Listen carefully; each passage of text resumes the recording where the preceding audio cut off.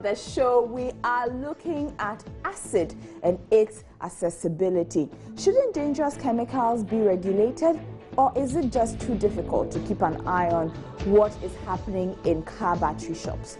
Also, imagine you have been jailed on remand for 2 years in someone else's country and finally you get free. What will your first promise be? And are you in doom or so? Some Ghanaians feel the situation is improving, but is it really, or is it all just a mirage? Share your thoughts with us. I'll be right back on Joy News Interactive. Please stay tuned.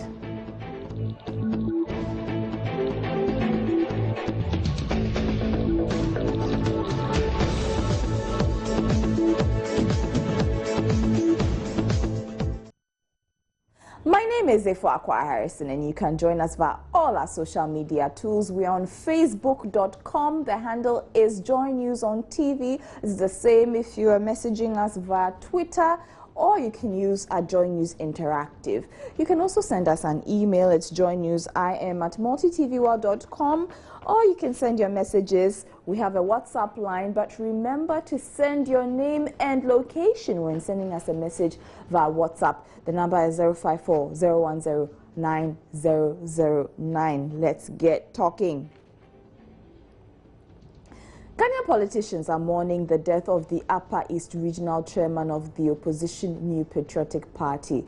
The acid attack that claimed the life of Alhaji Mahama Adams has sparked a debate over political tolerance or lack thereof in Ghana.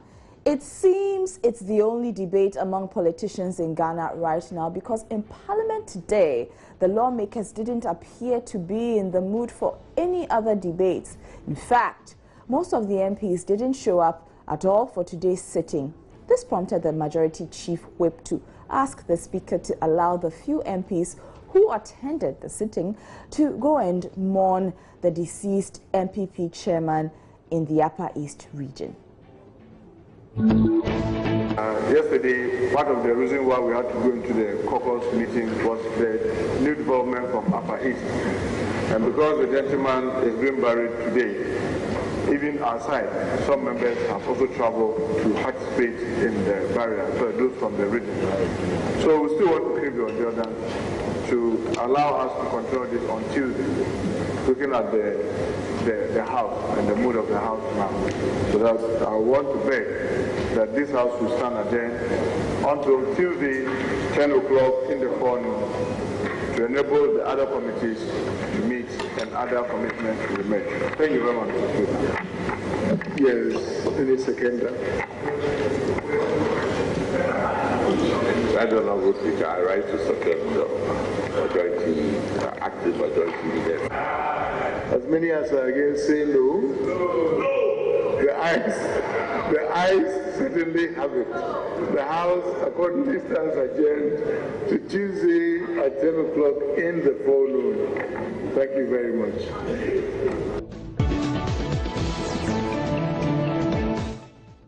And all this started with just one substance. A jilted lover pours acid on his ex-girlfriend. A woman douses his former bestie in a corrosive substance. And now, for politically motivated reasons, a man is dead because some people who did not see eye to eye with him decided to cause him grievous bodily harm by throwing a gallon of acid on him. All these beg one question: how easy is it really to get access to this popular weapon of cruel retribution? It turns out that with just a cedi and a half, you can get a gallon of acid on the open market. Kwetinate has been investigating. I'm here at Abosokan, one of the biggest spare part hub in the sub region. You can get every part for your vehicle. I mean everything. So I'm here to find out how easy I would be able to get acid at this spare part hub.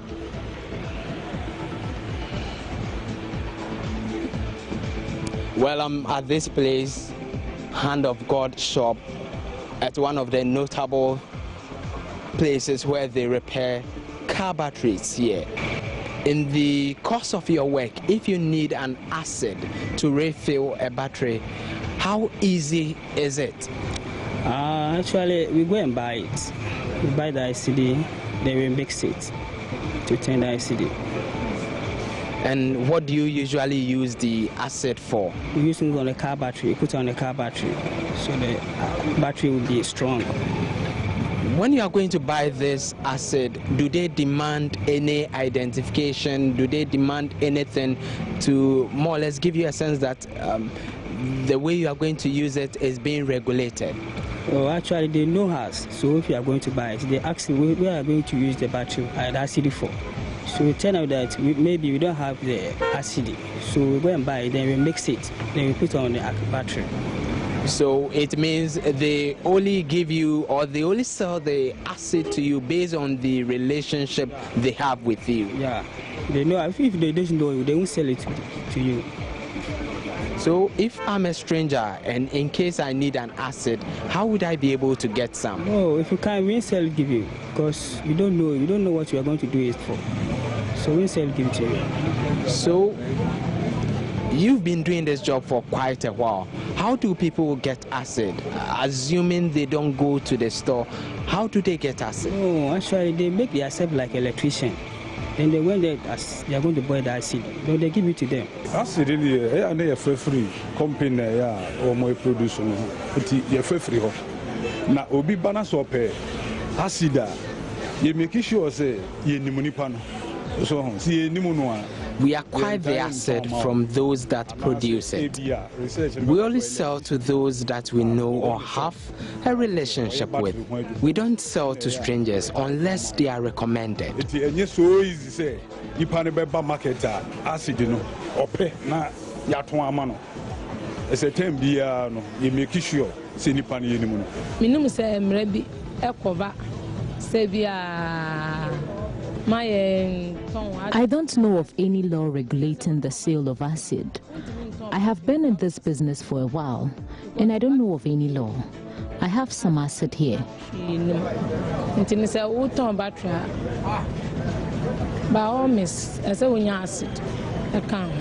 is very easy to get acid here in the country. It only depends on your relationship with who sells it.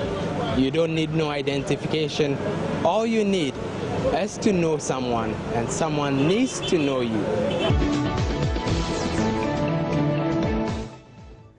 Wow, but what is the guarantee that even if you know the person that you're selling the acid to, they won't use it to cause harm?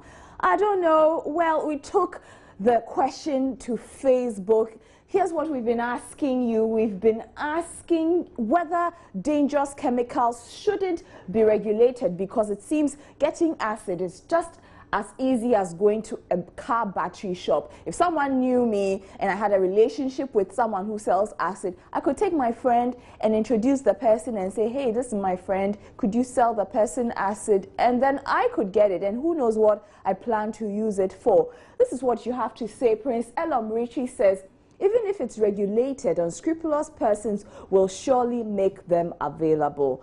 Prince Nuruddin Baumia says people can also access it at various secondary school labs. That is worrying. Eji Mensa Ebenezer says it should be regulated, but definitely when there is a will, there is a way. Yado Dabri from Binde says, there would have been the need to be regulated, but the fact of the matter is that every businessman wants to make profit and thus will sell to everybody irrespective of the work it should be used for. What a bad era we find ourselves. Mohammed Astro Damongo says the bad people would know where to get it even when it's regulated. And Mawan Adam says it can be regulated but would take conscious steps to regulate it. Samson, it's where Abake says it would be a wild goose chase. And let's go on to WhatsApp quickly. And Sefa Minakachi says acid should be sold by government credited stores only. Okay, so that's Sefam in Akachi. And let's see what else I can say. Okay. Okay, this is not talking about the issue of acid. When are we going to stop all these happenings? Okay. Quite a bit of comments coming through. I'll sift through and see what I can read a bit later on. But let's take a break. Be right back with more Joy News Interactive after this.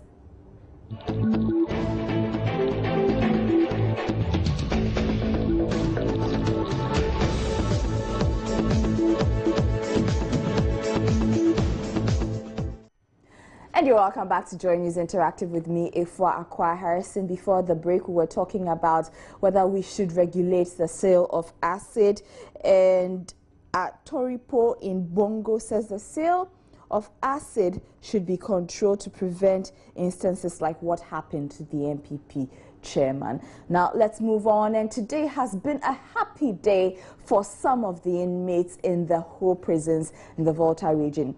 They are the lucky remand prisoners whose cases were heard by judges from the Justice for All program.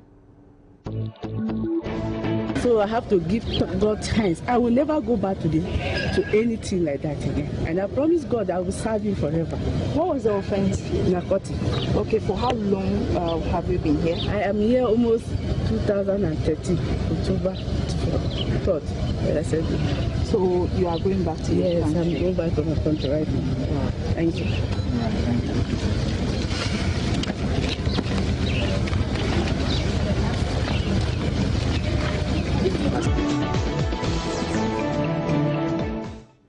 A woman who was freed today. Now, the program has been given a boost after my colleague Seth Kwame Boateng's groundbreaking documentary on the inhumane conditions in prisons across the country. Our Volta regional correspondent, Ivy Setoji, is on the telephone line with more on the hearings in the whole prisons today. Ivy, how did the hearings go today? Well, it was very, very successful, even though it was hectic because we were there from 9 until 4:35. But in a whole, everything, the court hearing, the process was very, very successful. Now, with the prisoners smiling, those who were first smiling home. Okay, now how many prisoners were set free? Okay, let me give you a breakdown. 9 remand prisoners were discharged, including 2 women, a Nigerian with narcotic case and a nursing mother who dumped her baby in a toilet. Also, there was this caution and discharge. That's 17 caution and discharge. 21 denied bail, and bail granted was 24. So in total, 71 cases were sent today. But 9 remand prisoners were totally discharged today to go home. All right, thank you very much, my colleague Ivy Setoji in the Volta region, who has been updating us on some of the remand prisoners whose cases were heard by judges of the Justice for All program today. Now, it's been almost a week since the hashtag Doomsummer Stop Vigil, the march organized by actor Yvonne Nelson to put pressure on government to quickly resolve the power crisis. Now, since the vigil, we've been hearing a lot of chatter on social media about people suggesting that they are getting more power than they used to. Is that really the case in your hood, or do you have more doom than you have so? We've been finding out. I think that Ghana is a democratic country, but we are not practicing democracy. As in, why should somebody, try to do his own thing or try to bring out his idea, and then at the end of the day, acid is poured on him? For what reason? You are all in the same party, one party, and then you go and then you pour acid on somebody, what of a person from a different party? What are you going to do to that person? Maybe you might end up, shooting or killing the person. Thinking about what is, pervading in our politics, I don't think it's really good for us. Unless we have a, change of mind or attitude and all that stuff. That I find we can say that, yeah, democracy is good for us. But for now, looking at what is going on now, I don't think it's good for us. We apologize for that wrong bite, but that was a vox pop on what people think about the acid attack that happened very recently. Let's take some of your comments on social media. Williams from Koforidia says he is in doom. I saw that earlier on when I was looking through my comments on WhatsApp. But let's go to Facebook. We asked the question about whether you have more light in your area or whether it's just a perception. I think I'm experiencing more salt than doom, so I'm pretty happy. Please, ECG and the other power distributors, please keep the light going. Okay, we love the light. No more doom. So we'll be right back after this.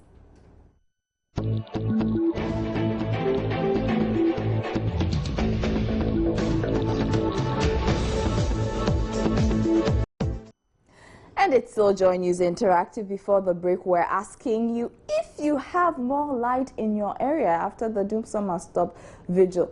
I have more light in my area. It's pretty stable. Every evening when I go home, lights are on. So I'm good on that front. What about you? Well, Caleb Amponsa, who writes from Kumasi, says ECG is checking us. Okay, that's from Caleb. George in Praso says Doomsaw is improving from 24 to 48 hours. At least it is good, but a holistic remedy before the year ends. Okay, so Doomsaw has improved in your area. Good. And Kong Sheng from Huni Valley says I'm in So. So that's great news for Kong Sheng in Kuni Valley. Atipo in Bongo says Doomsaw is very intense in Accra, Ghana. It also exists in other regions, but less magnitude after the vigil. That's from Atoripo in Bongo. And let's go on to Facebook now for your comments. We posted it on social media asking you if it's just a perception or whether the Doomsaw is better in your area. West says living in a village is better because it's already dark. Kingsley Adam says better than before, but we're still hoping for the best. And Akwesi Boachi says, okay, I've lost that one. Abdul Kudu says, well, it's manageable. And Akwesi Boachi, who is in Kumewu, Fijiasi area, says 12 on, 12 off, 24 on, 24 off.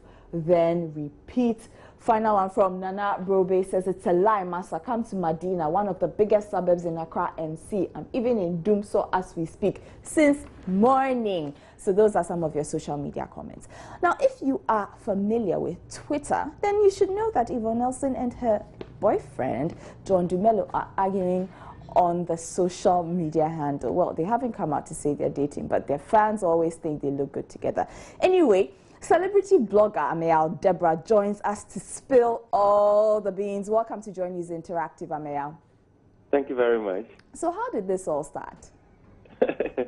I think it started in the very early days of the Doomsaw Must Stop campaign when Yvonne started tweeting. And I think John had also gone on Star FM to make some comments about the situation. And he sort of was saying that people should be patient with the president, blah, blah, blah.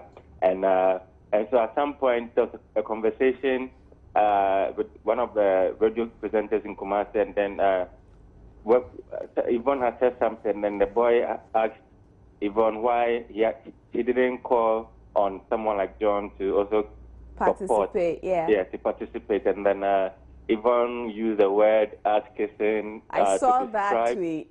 Yeah, to describe John, and it looks like John didn't like it from that moment. And so, in an interview I did with Yvonne this week, she said that John has not been picking up her calls and stuff like that. So I did a story on that, and of course, once it went out, John also came to respond to it that he feels that as true friends. They shouldn't rather insult each other in a platform such as social media, which is very much in the open. So pretty much that has been the rundown of the whole thing that has been trending today. Yeah. Wow, so this has gone more than a social media thing. It's really affected their relationship. Do you think they could ever come back from this? Well, I think they probably will. I mean, if you look at how close they are, I'm thinking, because even before John came on social media to do what he did this morning, yesterday, when I first published the video, John sent me a message on WhatsApp trying to explain his side, and you could tell that he was a bit hurt by the things that went on earlier. And so I think at the moment maybe it's still early, and so they are not happy, blah, blah, blah. But I think they will come back. All right. Thank you very much. I've been speaking with Amayal Debrah, celebrity blogger. He's been telling us what's trending on Twitter. Steve, welcome back. Hey, thank you. So that was what's trending. Have you been following? Yeah, I've been Yvonne following. Nelson Yeah. I know. I mean, I've been following the two of them on Instagram. So well, we'll be looking forward to when they make up soon. I'm sure their fans they will look be good eager together. They look very good together. So their fans say. Let's